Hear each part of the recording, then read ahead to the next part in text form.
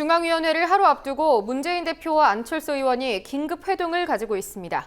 혁신안 찬반을 둘러싸고 증폭한 새정치민주연합의 내부 갈등이 과연 봉합될 수 있을지 관심인데요. 이강윤 정치평론가와 함께 자세한 얘기 나눠보도록 하겠습니다. 스튜디오에 이강윤 평론가 나와 있습니다. 안녕하십니까? 안녕하세요.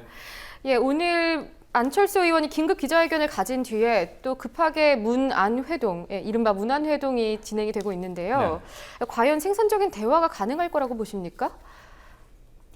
결론부터 말씀드린다면 두 사람 다 조율 또는 양보를 할 여지가 대단히 적기 때문에 말씀하신 생산적인 대화는 유감스럽지만 힘들지 않을까. 약 1시간 전인 오후 6시부터 시내 모처에서 회동을 시작했는데 지금 이 회동이 말이에요. 또는 이 내홍, 갈등 뭐 이런 식으로들 보도를 하고 있는데 왜 하는지를 잘 몰라요, 사람들이. 일테면 몇 년 전에 대선 때 후보 단일화를 놓고 정말 두 사람이 백척간두에 서서 누가 후보로 나가야 하느냐, 누가 사퇴하느냐 이런 문제도 아니고 혁신안이 정말 혁신적인가? 이게 당의 위기를 살릴 수 있는 것인가? 그거에 대한 불만과 이견이 감정 대립으로 번지면서 급기야 문재인 대표가 나 그럼 재신임 받겠다. 그러니까 그건 옳지 않다. 지금 이 국면으로 온 거 아닙니까? 사람들이 볼 때는, 시민들이 볼 때는 아니 그렇게 도저히 한 지붕 두 가족처럼 못 살 것처럼 막들 다투더니 재신임을 받겠다 그러면 그럼 재신임을 받게 해서 표가 적게 나오면 물러나게 하고 재신임을 받으면 룰에 맞춰서 승부에 승복하고 승패가 어쨌거나 나올 거 아니에요, 결과가. 그렇게 하면 되는 건데 왜들 저러지? 라고 생각하시는 게 당연하죠.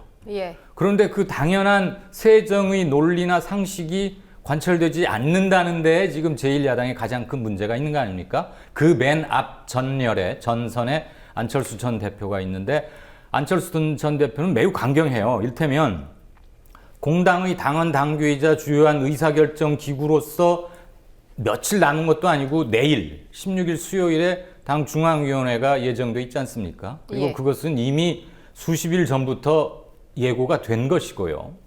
소집 대상이 누구인지도 딱 정해지고 그런데 그 하루 전날에 저거 연기하자. 재신임 철회해라. 그러면은 당의 주요한 공식적인 의사결정 기구고 당원 당규도 말하자면 무력화시킨다 또는 별로 중요하지 않다 이런 거 아니겠어요? 당의 공식 회의체나 의결기구가 몇몇 주요 실력자 또는 실력자라고 하는 사람들의 회동에 의해서 연기되거나 무산된다면 그거 역시 공당으로서의 자격이 없는 거 아니겠습니까? 개인 간의 약속도 아주 불가피하게 누가 정말 누가 봐도 상식적으로 봐도 약속이 진행될 수 없는 상황에 처해 있을 때나 바꾸는 거지 웬만하면 하루 전에 부랴부랴 전화해서 웬만큼 가깝지 않고서는 약속해 놓은 거 미루고는 잘 안 그러지 않습니까? 게다가 일반적인 최고위도 아니고 중앙위원회면 상당히 큰 규모고요. 이게 지금 문재인, 안철수 두 사람 개인 간에 언제 밥 한 번 먹자 이게 전혀 아니지 않습니까? 당의 말로는 당의 사활을 건 혁신안을 몇 달 동안 고생해서 만들어 놓고 그게 중요한 두 개의 회의체를 거쳐서 통과를 했고 내일은 최종적으로 승인 여부를 묻는 건데 그 몇 시간 개막을 몇 시간 앞두고도 이런 말이 나온다는 것 자체를 일단 이해 못 하실 것 같다. 이게 새정년의 가장 큰 문제점이라는 것을 일단 지적하고 싶고요. 글쎄요, 두 분이 만나서 얼마나 허심탄회하게 그리고 어느 한쪽의 통큰 대단히 큰 양보를 통해서 대화를 이끌어낼지 조금 있으면 결과가 나오겠습니다만 저는 그렇게 여지는 많지 않을 것이다. 그렇게 봅니다. 문 대표가 이미 재신임 같은 경우에는 조금 연기는 할 수 있다. 이런 입장을 밝혀뒀고요. 앞서 말씀하신 것에 비춰본다면 중앙위 자체를 연기하거나 무산하기는 좀 어렵다라는 평가가 지배적인데 이 외에 또 한 가지 혁신안이라던가 다른 부분에서 양보를 할 가능성은 없습니까? 굳이 찾자면 양보를 할 가능성은 있습니다. 우선 그 전에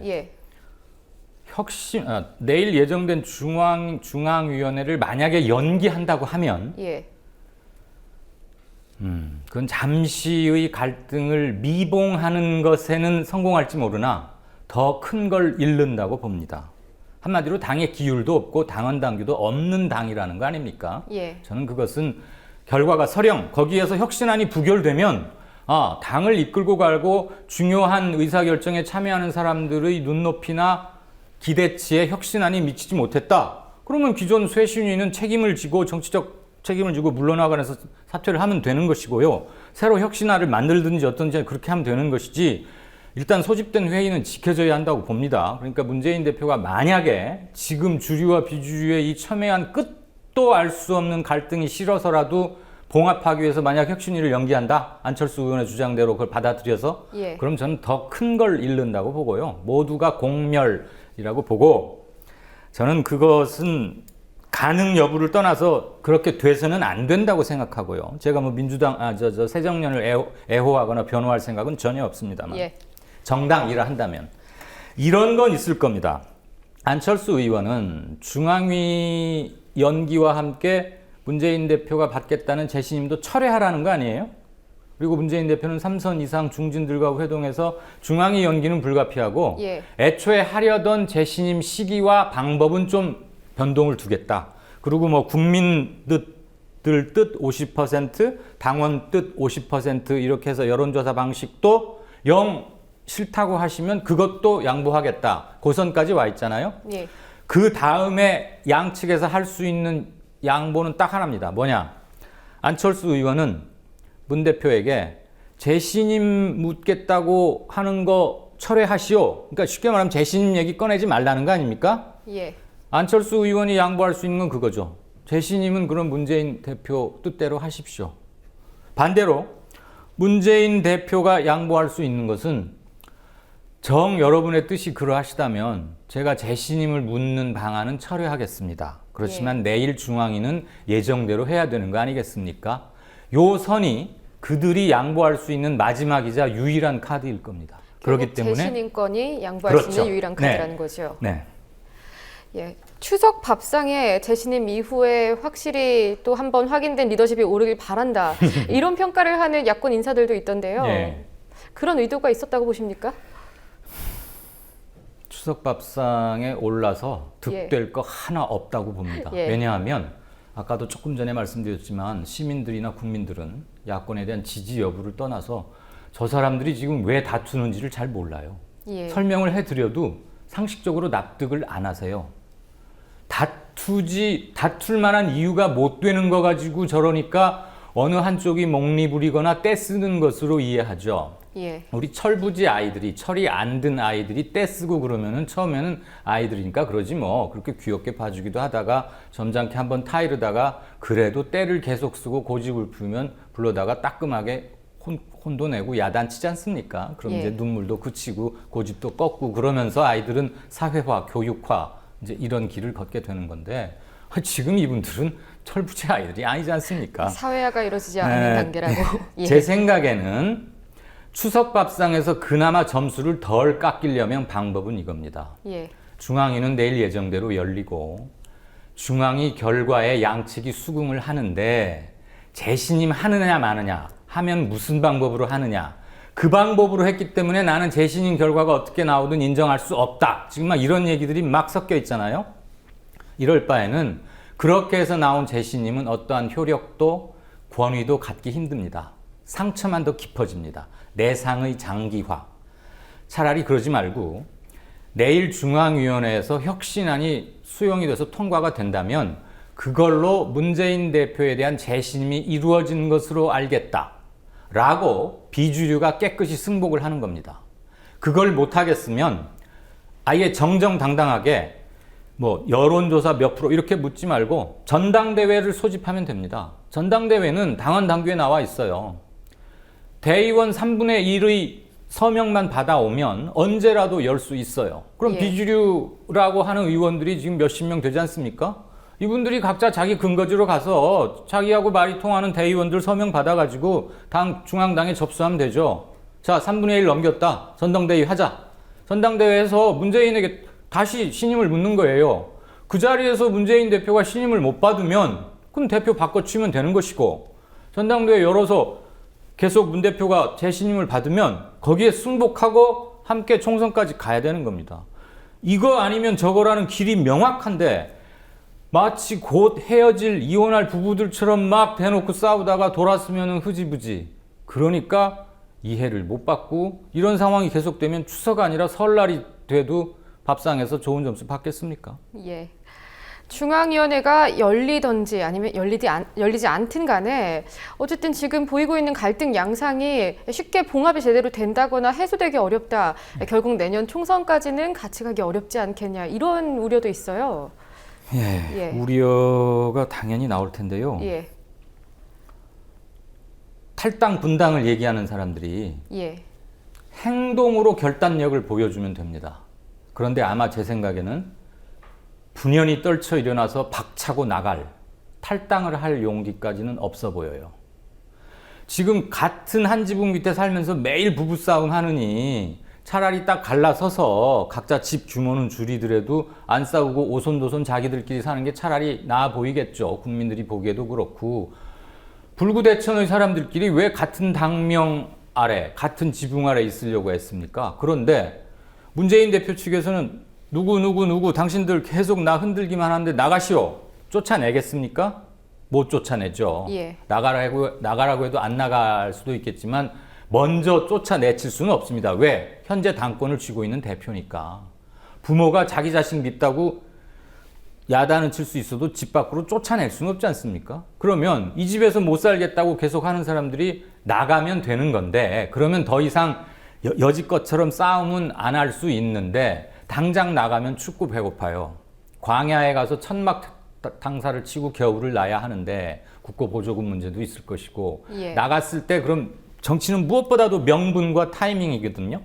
명분을 얻을 수 있느냐. 저는 그닥 많지 않다고 보고 그동안 너무나 탈당 분당 얘기가 하도 많이 나왔기 때문에 피로도도 쌓여 있고 역치는 또 올라가 있는 상태입니다. 더군다나 실행했을 때 이후의 자신들이 정치적 거취에 대해서 아직 잘 보장을 못 받겠는 거예요. 그거보다는 제1야당이라는 현재는 집 건축물 허우대는 크지 않습니까? 130석이나 되니까 거기에서 있으면서 자기 피해는 최소한 줄이고 그동안 자기가 누려왔던 건 최대한 유지해 보려는 것으로 비치기 때문에 지금 이 사달이 나 있는 거거든요. 그런데 연말에 가면 국회가 할 일이 많죠. 새해 예산안도 있는 것이고 그다음에 내년 총선 바로 지금 들어가 있습니다. 선거구 획정 문제 지금 얘기 10월 중순까지는 끝내야 하는 문제가 있고요. 그런데 이 상황에서 비주류가 이른바 몇 명이 모일지는 모르지만 최종적으로 당을 나가는 순간까지 몇십 명이 함께 할지는 저는 대단히 미지수고 말만 저렇게 하지 행동으로 옮길 결단력은 없어 보인다. 그래서 비판의 일부를 면키 힘들다 하는 게 제 생각입니다. 예, 그렇다면 현 상황으로 봐서는 어쨌든 같은 식구로 같은 동지로 가야 되는데 이 상태로는 가기가 좀 힘들지 않겠습니까? 어쨌든 단합 그리고 통합 이런 통합의 리더십이 발휘가 된다거나 아니면 정말 획기적인 방안이 있으면 모르겠습니다만 과연 이 상황을 수습할 수 있을 만한 방법이 있다고 보시는지요? 지금 뭐 당대 내로라 하는 유명한 교수, 학교의 뭐 교수들, 학자들, 젊은 당원들 다 모여서 쇠순위를 만들어가지고 석 달, 넉 달째 막 돌아다니면서 열심히 했잖아요. 제가 무슨 제갈공명의 반의 반도 못 되는데 지금 앵커의 질문에 답할 능력이나 뭐는 절대 못 되고요. 그 여러 사람들이 모여서 만들어 놓은 안 가지고도 지금 뭐 흡족하니 아니니 성공이니 실패니 자꾸 이러는데 저는 그렇게 문제를 복잡하게 만들 필요 전혀 없다고 봅니다. 게임의 룰. 당장 내일 대회가 열리게 돼 있는데 오늘 그것을 하니 마니 어떤 룰을 적용하니 이런 날이 나오면 이미 그건 애저녁에 글러버린 거고요. 그건 국민의 신뢰를 얻을 수가 없어요. 일단 정해진 룰, 그다음에 그 룰에 의해서 집행된 어떤 결과에 승복할 줄 알아야 됩니다. 민주주의가 뭡니까? 대의 민주주의, 결국은 뜻을 대표하는 사람들끼리 모여서 수를 가지고 다투어서 다수당과 소수당이 정해지고 최종적으로는 표대결로 해서 정합니다. 다수결이 늘 옳은 건 아니지만 최종적으로는 그걸 택하게 돼 있죠. 그러면 소수가 다수결의 결과에 승복하고 다수는 소수의 의견을 무시하지 않고 그게 민주주의가 유지되는 가장 기본적인 질서, 정치학 교과서 1장에 나오는 건데 새정년은 그걸 못하고 있어요. 그러니까 다시 한번 시청자분들께는 너무 답답한 말씀을 드려서 송구하기까지 하지만 이건 실은 제가 송구해야 할 일은 아닌데 야당이 해야 되는 건데 룰과 그 결과에 승복하는 자세가 일단 필요하고요. 또 하나는 이른바 주류와 비주류 사이에 근본적 신뢰가 없어요. 늘 악수는 하면서도 상대가 나를 어떻게 속이지 않을까? 이쪽은 나를 인정하지 않는다. 그것을 버리지 않는 한 문 안이 몇십 번을 만나도 이건 불가능합니다. 이것은 어느 정당에나 있기 마련인 권력투쟁이나 그러니까 건강한 권력투쟁을 말하는 거예요. 예. 정책과 노선을 둘러싼 그런 경쟁.